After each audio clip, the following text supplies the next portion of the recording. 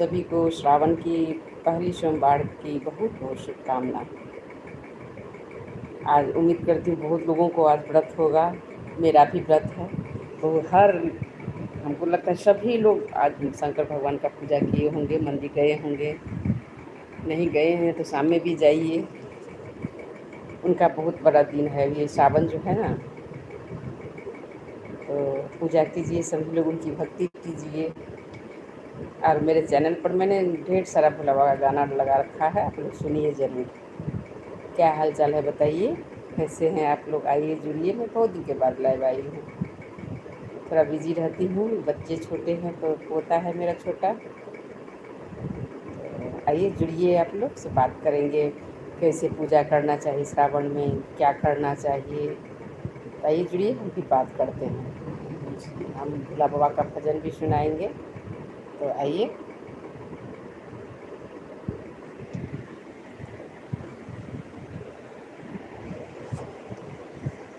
क्या सब हो रहा है, आप लोग क्या कर रहे हैं अभी? मैं सोची अभी सभी लोग फ्री होंगे तो मैं आई हूँ। नमस्कार मिथिलावासी सब गोटा। अखन तो चैन भेल है सब पंचमी पूजा का, जिनका बेटी पुतोह टोल मोहल्ला, तो सब गोटा के नाग पंचमी के बहुत बहुत शुभकामना। पंचमी के आए स्टार्टिंग मधुश्रावणी के, सब गोटा बढ़िया से करू। और हमर चैनल पर देखबै तो सब दिन के कथा देल छै, बीनी देल छै, जतेक होइए अपना सबके विध कोना करबै, की करबै, गौरी बनाबऽ से लऽ कऽ गौरी आराधऽ के, पाबनि के, विषहरा के, चनाई के, जतेक गीत होइ छै सबटा देल छै। कोना पूजबै पंचमी आ कोना मधुश्रावणी, कोबर साँझ, तऽ जरूर सर्च करबै किशोरी झा मैथिलके। तऽ बड्ड नीक लागै छै। ई 13 दिन केना बीत जाइ छै पते नहि चलै छै। हमरो बेटीके भेल छनि मधुश्रावणी, अपने लग केने छी लेकिन पुतहुके नैहरमे भेलनि। ओहो बड़ नीक लगै छै, तऽ सब चूड़ियान करू पठाउ, ओहो बहुत शोभा दै छै। आ बेटीके केलहुँ, ओहो बहुत शोभा दै छै। आओर की हाल चाल छै? आउ जुड़ू अहाँ सब। हेलो, जे जुड़ि गेल छी कमेंट करू, हम आर चीज़ बताएब कि अहाँ पूछऽ चाहै छी से हम बताएब। जो जुड़ चुके हैं प्लीज़ कमेंट कीजिए, मैं आपसे बात करूँगी। आप जो पूछेंगे मैं जवाब दूँगी, जो सुनना चाहेंगे मैं सुनाऊँगी। जिन्होंने लाइक्स किया थैंक यू, प्लीज़ सब्सक्राइब भी कर दीजिएगा, हाइप भी दे दीजिएगा। जो मैथिल छी वो कमेंट करूँ, जो हिंदी ऑडियंस है वो भी कमेंट कीजिए। आप लोग क्या सुनना चाहते हैं? आज तो सावन का सोमवारी है ना, बहुत अच्छा और शुभ दिन है। जरूर जो सुबह नहीं कर पाए हैं पूजा, जो व्रत किए हैं, जो नहीं व्रत भी किए हैं, वो शाम को जाके, शाम में महादेव का पूजा होता है ना, शाम होता है ना दिन होता है, उस टाइम बहुत उनका वो वैल्यू है वो पूजा का। कम से कम 1 लोटा जल आप डाल दीजिए उन पर, दूध मिला दीजिए, पंचामृत बना लीजिए तो सबसे अच्छे। पंचामृत में क्या सब होता है वो मैं बताती हूँ। पंचामृत में सबसे जरूरी है गाय का घी, गाय का दूध, गाय का दही, 3 हो गया, शक्कर 4 हो गया और गंगा जल 5 हो गया। तो सबको मिक्स कर लीजिए और चढ़ा दीजिए भोला बाबा पर। एकदम वो तो अढ़रदानी है, खुश हो जाते हैं। और मैं बताऊंगी इसमें क्या क्या चढ़ाना चाहिए, कैसे चढ़ाना चाहिए, क्या कब चढ़ाना चाहिए, पहले क्या भोला बाबा पर चढ़ाना चाहिए। तो जुड़िए आप लोग, मैं बात कर रही हूँ आप लोगों से। आइए जुड़िए। भोला बाबा पर सबसे पहले तो जल डालिए उन पर, बहुत पिए है जल। उसके बाद अगर बहुत सारे लोग पूजा कर रहे हैं तो आप तो उनको साफ नहीं कर सकते हैं, तो बस जल डाल दीजिए। उसके बाद आप अक्षत डालिए, साबुत होना चाहिए, टूटा फूटा नहीं होना चाहिए। उसके बाद आप फूल डालिए, उजला लाल फूल उन पे नहीं चढ़ता है, भूल से भी लाल फूल मत चढ़ाइए, तो उजला फूल चढ़ाइए। उसके बाद आप बेल का पत्ता चढ़ाइए। बेल के पत्ते पर आप क्या लिख कर चढ़ाइए? सावन चंदन घिस लीजिए, चंदन घिस के रख लीजिए, और बेल का जो पत्ता का डंटी होता है उससे आप सब बेल पत्ता पर राम राम लिख दीजिए, तीनों जो पत्ता होता है उस पर, और कम से कम 5 वो लिख के 108 चढ़ाइए। वो तो बहुत अच्छा है। नहीं तो कम से कम 5 पत्ता ज़रूर आप लिख के चढ़ाइए, अगर संभव है तो। जिसको संभव नहीं है वो तो कुछ नहीं, आप जल डाल दीजिए, हो गया उनका पूजा। अगर संभव हो तो। और जैसे कि भांग होता है, उनको बहुत पसंद है, तो उनको आप पीस लीजिए काला मरीच डाल के, और उसमें शक्कर मिला दीजिए, उसको घोल लीजिए दूध में, गाय का दूध, तो चढ़ा दीजिए। नहीं है तो पत्ता चढ़ा दीजिए, अब कौन का फूल पत्ता चढ़ाए, धतूर का फूल पत्ता चढ़ाइए। थैंक यू जिन्होंने लाइक्स किया है, प्लीज़ सब्सक्राइब माय चैनल। मुझे बहुत ज़रूरत है आप लोगों की सपोर्ट की, और आप लोगों के सपोर्ट की वजह से ही मैं यहाँ तक पहुँची हूँ। तो आज मैं बताने जा रही हूँ कि भोला बाबा पे क्या सब चढ़ाना चाहिए। आज उन्हीं का दिन है, कैसे उनका पूजा करना चाहिए। तो आप बेलपत्ता पे तीनों जो उनका पत्ता, अगर 2 पत्ता है तो कभी मत चढ़ाइए आप उनके, वो दोष लगता है। 3 पत्ता का बेलपत्र ही चढ़ाइए आप।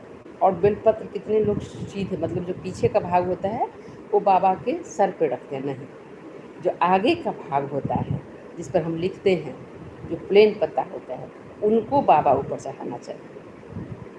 मतलब ऐसे है ना पत्ता, देखिए ऐसे है, उसको हम ऐसे चढ़ाएंगे, ऐसे नहीं चढ़ाएंगे, ऐसे चढ़ाना है भोला बाबा के ऊपर में।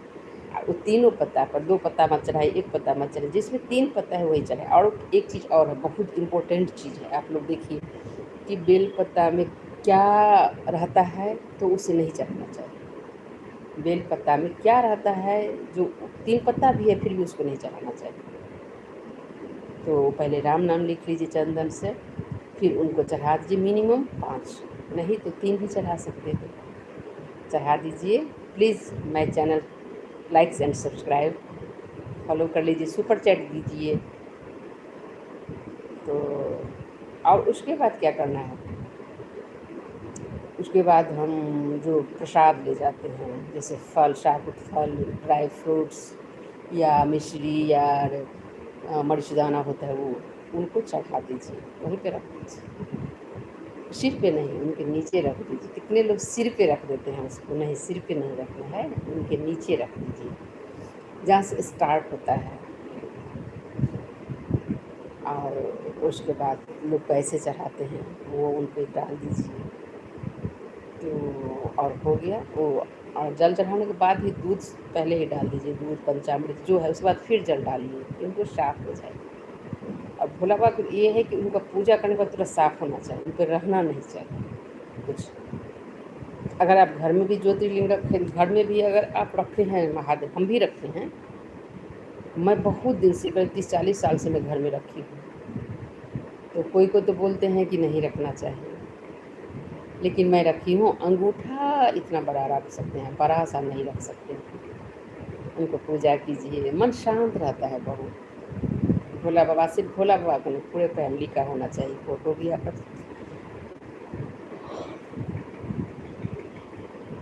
भगवान तो कहीं से गलत नहीं करते हैं, गलत नहीं होते हैं। तो सब कुछ डाल के पूजा कर लीजिए, अगरबत्ती जला लीजिए, दीप जला लीजिए।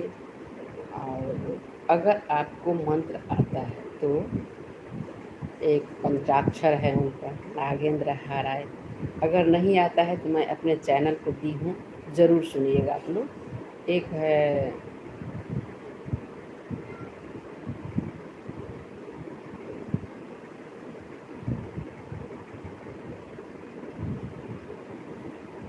अष्टोत्तर है, जैसे कि नमामि समीसम निर्वाण रूपम, वो भी मैंने दी हूँ अपने चैनल पे, आप ज़रूर देखिए और ज़रूर पढ़िए ये सब। और जिसको जितना हो सके कर्पूर गौरम, वो तो है ही उनका मंत्र। जिनको नहीं आता है, मेरा फेसबुक चैनल भी है, कृष्ण झा किशोरी प्रोफाइल है, किशोरी झा मेरा पेज है। तो इंस्टाग्राम भी है किशोरी झा, ज़रूर आप लोग ट्राई कीजिए, एक बार देखिए। मैं सब कुछ दी हूँ। जैसे कि उनका एक स्तुति बहुत अच्छा है, आशुतोष शशांक से, आशुतोष शशांक शेखर चंद्रमौलि चितंबरा, कोटि कोटि प्रणाम शंभो, कोटि नमन दिगंबरा, कोटि कोटि प्रणाम शंभु कोटि नमन दिगंबरा। आशुतोष शशांक शेखर चंद्रमौलि चिदंबरा। कोटि कोटि प्रणाम शंभु कोटि नमन दिगंबरा। हेलो, की हाल चाल छै मिथिलावासी सब? आओ, अखन तक बड्ड रंगके गीत हैत हमरा चैनल पर, सबटा गीत अहाँके भेट जायत। बिसहारासँ लऽ कऽ कुल टोटल चीज अहाँ जे तकबै किशोरी झा मैथिलीके सर्च करबै अहाँके सब चीज भेट जायत। ओना जँ अहाँके कोनो फरमाइश हुए तऽ अहाँ एखन कहि सकै छी, हम जरूर सुनाएब। नव नव भाष पर बिषहाराके गीत सब अइ, नव नव भाष पर पाबनिके गीत अछि, आओर महेशवानी और नचारी तऽ अपना सबके अबिते अछि, लेकिन तैयो हम देने छी बहुत सुन्दर। आइ गीत हम देलियै एकटा, जरूर महादेवके सुनबै। दू लाइन हम सुनबै छी अहाँ सबके। हमरा सँ रूसल छथिन दानी, कनि पुछियौन भवानी। हमरा सँ रूसल छथिन दानी, कनि पुछियौन भवानी। कनिया हाँ पुछियौन भवानी, कनिया हाँ पुछियौन भवानी। हमरा सँ रूसल छथिन दानी, कनि पुछियौन भवानी। बहुत सुन्दर लाइन सब, एतेक बढ़िआँ बढ़िआँ लाइन छै जे की कहू। तऽ हमरा जे गीत बड्ड नीक, मतलब मोन हृदय छू लैए, ओ गीतसब हम गाबिए टा लै छियै, दैए दै छियै। तऽ जेना एकटा आर छै महादेव गीत, हम आगाँ सुनाएब अहाँ सबके। तऽ आइ हम आयल छी वएह सोमवारी पूजा केना होइके चाही। तो सोमवारी पूजा जे छै से सुहागन के लिए छै। सोमवार का जो पूजा है वो व्रत है, वो सुहागन के लिए होता है। तो इसमें ज़रूर करना चाहिए। सावन में हरा कपड़ा, हरा चूड़ी ज़रूर पहनना चाहिए, और भोले बाबा का पूजा ज़रूर करना चाहिए। तो आगे और मैं सुनाऊंगी, भजन सब सुनाऊंगी, आप लोग जुड़िए। दीप और धूप अगरबत्ती जरूर जलाना चाहिए उनको पूजा में। आग धतूर भांग, उनको तो वही सब पसंद है, तो वो सब ज़रूर आप लोग चढ़ाइए। और अगर संभव नहीं है, कुछ नहीं है आपके पास, जल तो है, एक लोटा उनको जल डाल दीजिए, ओम नमः शिवाय का, और कुछ नहीं आता है, कोई जरूरी नहीं। एक लोटा जल, ओम नमः शिवाय का जाप 108 बार जाप कर लीजिए। वो तो और हरदानी हो तो वैसे प्रसन्न हो जाते हैं, खुश हो जाते हैं। एक लोटा जल में श्रद्धा पूर्वक चढ़ाना है। तो अभी 5 होगा सोमवार, तो मैं तो सब करती हूँ, तो आप लोग भी कीजिए। साल में एक बार आता है, जरूर करना चाहिए। और इस समय सभी लोग घर में पूजा करते हैं, भोला बाबा के उनका रुद्राभिषेक करते हैं, वो भी बहुत वैल्यू है अभी का जो रुद्राभिषेक होता है सावन का। देखिए कितना कांवड़ चढ़ता है उनको, कवरिया से कितना जलता है, कितना मेहनत करता है वो लोग, और बाबा सबको पार लगा देते हैं। आइए जुड़िए। आप लोग कहाँ से जुड़ रहे हैं? मैं तो फ्री टाइम में अभी आई हूँ, आइए जुड़िए आप लोग। आज नाग पंचमी भी है, इसीलिए भोला बाबा पे जल डाल दीजिए, तो वैसे ही नाग देवता का पूजा हो जाता है। जहाँ देखिए उन लोगों को तो हर जगह पूरा नागे नाग है शरीर में, और जहाँ उनका मंदिर है, जहाँ पे उनका लिंग है, शिवलिंग है, वहाँ ज़रूर आपको नाग साथ मिलेगा। इसीलिए उन पर जल चढ़ाया, दूध चढ़ाया जाता है। अच्छे मन से पूजा कीजिए नाग देवता का, भोले बाबा का, सबको रक्षा करें भोले बाबा। आओ मिथिलावासी जुड़ू, अहाँ सब कोन गीत सुनब? आप तो साँझक बेर छै, तऽ एकटा साँझ सुनाएब, कोबर सुनाएब। आओ कमेंट तऽ करू, अहाँ सब कतऽसँ देख रहल छी, के सब देख रहल छी हमर चैनलके, कतऽसँ देख रहल छी।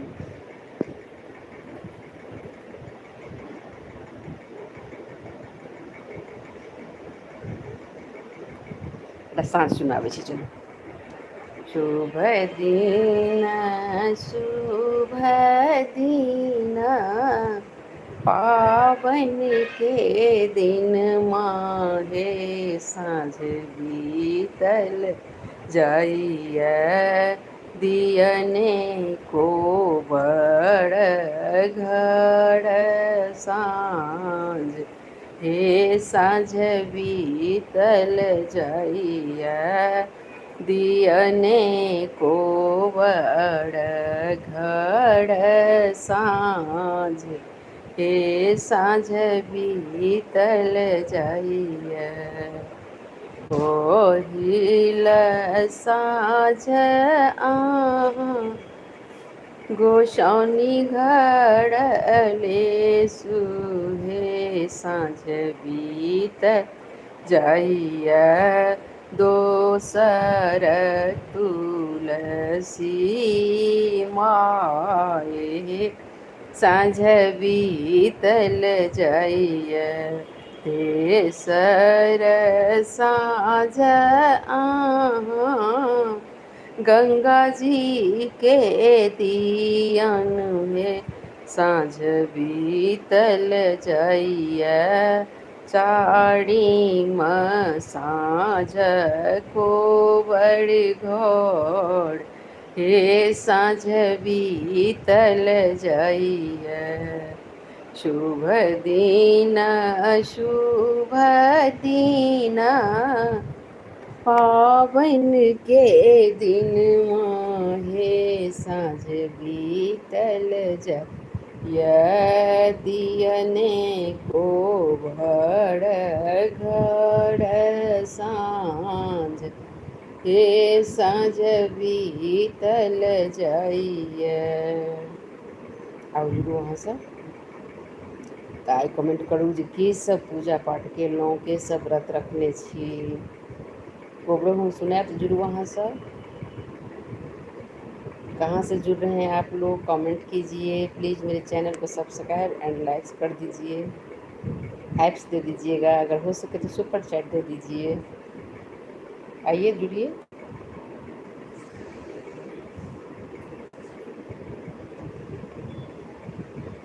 हेलो हाय आइए जुड़िए आप लोग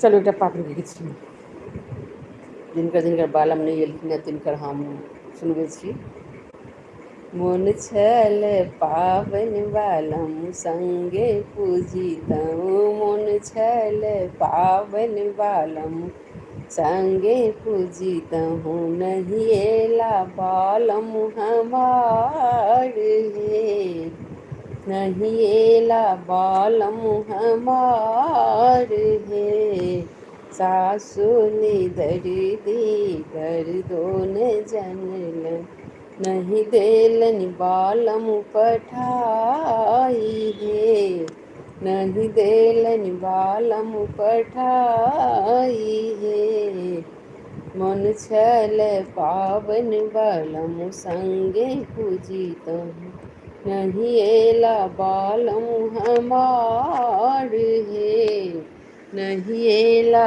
बालम हमार हे आउ कोन गीत सुनब अहाँ सब तऽ पंचमी पाबनि भेल हैत सब चीज सासुर नैहर दुनू के होइ छै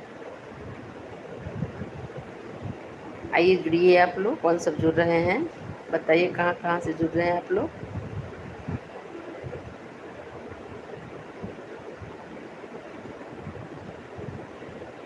बिसर के गीत से हम सुने आइए जुड़िए आप लोग आओ मिथिलावासी सब जुड़ू अहाँ सब कमेंट नहीं के लिए कमेंट करिए लाइव चैट से हो छे आप स्वागत है यहाँ सबके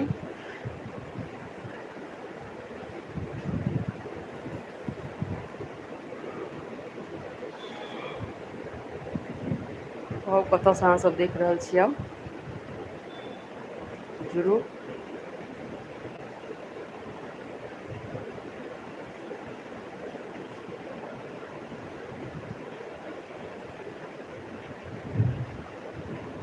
की हाल चाल छै, की सब भऽ रहल छै? पाबनि तिहार भऽ गेलै तऽ फेर साँझमे हेतै गीत सब।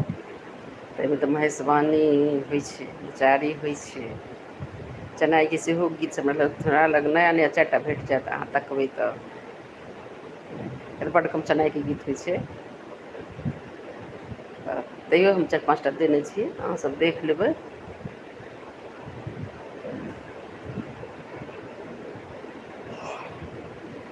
आओर अथीके पाबनिके विषहराके नचारी महेशवाणी एकर सबके तऽ अन्ते नहि छै। जे तकबै सभटा भेट जायत हमरा चैनलपर, अहाँ सभके सर्च करेबै एक बेर किशोरी झा मैथिल, किशोरी झा मैथिल, किशोरी झा पर तऽ बहुत ताकऽ पड़त, किशोरी झा मैथिल अहाँ तकबै ओहो हेबे करथिन, बहुत लोक हेथिन।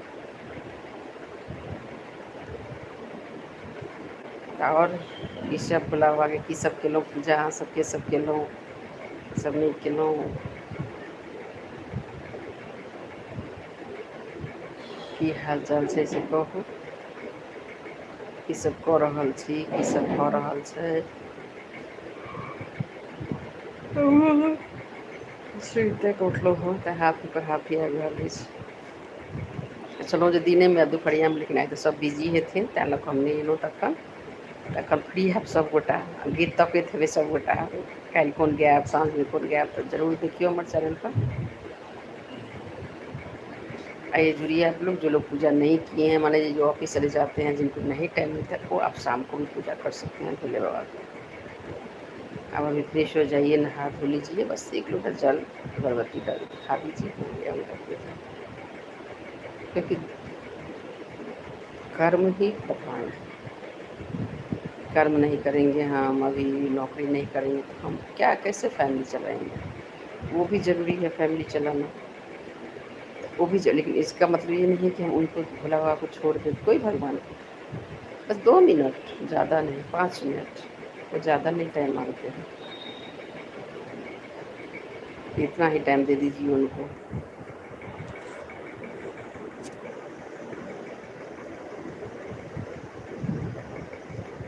एक भोले बाबा का गाना सुनिए। सावन की बरसे बदरिया, गोरा की भींगे चुनरिया, सावन की बरसे बदरिया, गोरा की भींगे चुनरिया, भींगे चुनरिया, गोरा की भींगे चुनरिया, भोले बाबा ओढ़े चुनरिया, गोरा के भींगे चुनरिया, सावन में बरसे बदरिया, गोरा के भींगे चुनरिया, अंग भस्म गले मुंड की माला, अंग भस्म गले मुंड की माला, गौरा देख ल जाए, गोरा के भींगे चुनरिया, सावन की छाई बदरिया, गोरा की भींगे चुनरिया। आइए जुड़िए आप लोग, और किसी को कोई जानकारी चाहिए बोल सकते हैं। एक चीज़ मैं बोली थी कि बेलपत्र को उस पर कुछ आप देखिएगा, वाइट वाइट उजला से कुछ लिखा पढ़ा जैसा रहता है, कुछ लकीर जैसा या कुछ रहेगा, वो बेलपत्र कभी मत चढ़ाइए भोले बाबा को। वो बोलते हैं वो लिखा हुआ पहले से ही है, इसलिए उनको बाबा पे नहीं चढ़ाया जाता है। और फटा हो चिटा हो जो हो वो चढ़ सकता है, वो लिखा हुआ नहीं होना चाहिए, और 3 पत्ता होना चाहिए, 2 पत्ता 1 पत्ता वाला आप नहीं चढ़ा सकते।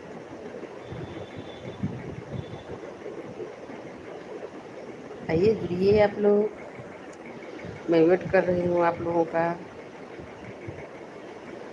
कहाँ से कौन जुड़ रहे हैं? आइए,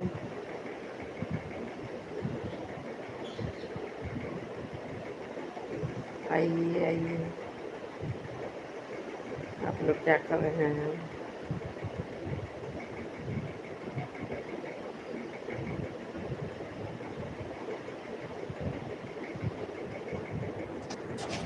आज नाग पंचमी भी है, नाग पूजा भी होता है, उसमें तो आज खट्टा मीठा खाना पड़ता है, नींबू नीम का पत्ता इस मुँह में डाला जाता है, और मीठा और खट्टा दोनों खाना भी बनता है। तो आप खा सकते हैं, कर सकते हैं। अच्छे से पूजा कीजिए, अच्छे से कोई भी जो हमारा कल्चर है, हमारा पूजा पाठ है, उसको हमेशा करते रहना चाहिए, क्योंकि ये जुड़ा हुआ है, मिट्टी से हम जुड़े हुए हैं। हम करेंगे तो हमारे बच्चे करेंगे, वो देखेंगे, क्योंकि किसी को सिखाया नहीं जाता। आप जो करेंगे वही वो देखेंगे, वही वो सीखेंगे। बस वही करना है, हर फंक्शन को मनाना चाहिए, हर पूजा पाठ करना चाहिए। हाँ, जुड़िए आप लोग, कुछ कमेंट तो कीजिए। थैंक यू जिन्होंने लाइक्स किया, प्लीज़ सब्सक्राइब भी कर दीजिएगा। मिथिला भाषी छी तो अहाँ लिखू, हम मिथिलानी छी, हम मैथिली में बात करब। जो हिंदी ऑडियंस है वो आप लिख दीजिए, वो हिंदी में कहाँ से आप लोग बात कर रहे हैं, कहाँ से आप लोग देख रहे हैं, प्लीज़ जो कमेंट कीजिए। आज मेरा भोला बाबा स्पेशल है, स्पेशल सोमवार, फर्स्ट सोमवार का। मैंने इसे बताया है कैसे पूजा करना चाहिए, क्या चढ़ाना चाहिए, कब चढ़ाना चाहिए। तो आप लोग ज़रूर देखिएगा इसे खोल के। जो नहीं देख सके हैं वो आप बाद में खोल के देखिए।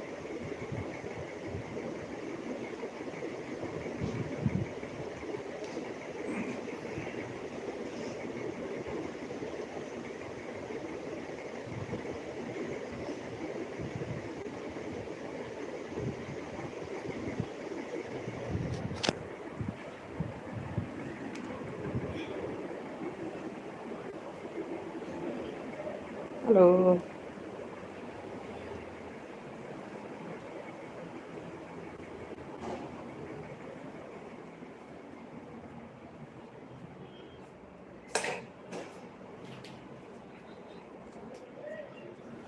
मैं अपने बेडरूम में आ गई हूँ। बताइए, अब आप लोग आराम से बैठ के बात करते हैं। हॉल में थी मैं, और मैं बताइए क्या हाल चाल है। मेरा डायरी है, मैं गाना लिखती हूँ, गाती हूँ। आइए जुड़िए आप लोग, कहाँ से जुड़ रहे हैं, कौन चलिए को एक मिथिला भाषा सब कोबर सुन लीजिए। गर्मी बड़ छै तऽ की कहै छथिन कनिया सब से सुनिए।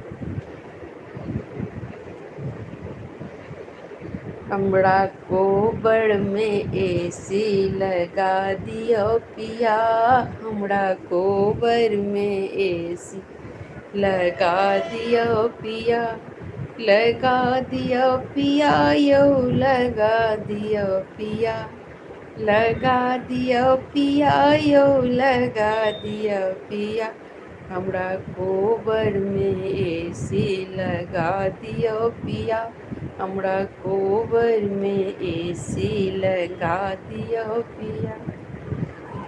पूजा हम करब तऽ गर्मी लगैया, पूजा करै छी तऽ गर्मी लगैया, पंखा चलबै छी दीप मिझाइया, पंखा चलबै छी दीप मिझाइया, तैं कोबर में एसी लगा दियो पिया, तैं कोबर में एसी लगा दियो पिया, हमरा कोबर में एसी लगा दियो पिया। और जुड़ू, वहाँ से कतऽ से जुड़ू, कमेंट करू केओ गोटा। थैंक यू जिन लोगों ने लाइक्स किया है, तो प्लीज़ सब्सक्राइब भी कर दीजिएगा। आइए जुड़िए, हम बात करते हैं आप लोगों से। कहाँ से जुड़ रहे हैं आप लोग। Hello,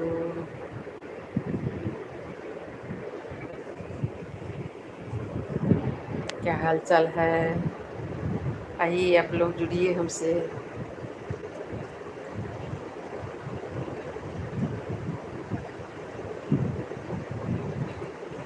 hello,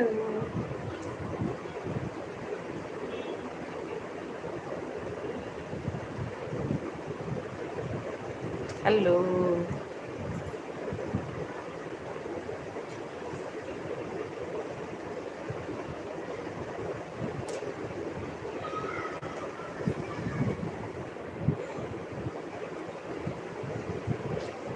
thanks. फिर मिलेंगे।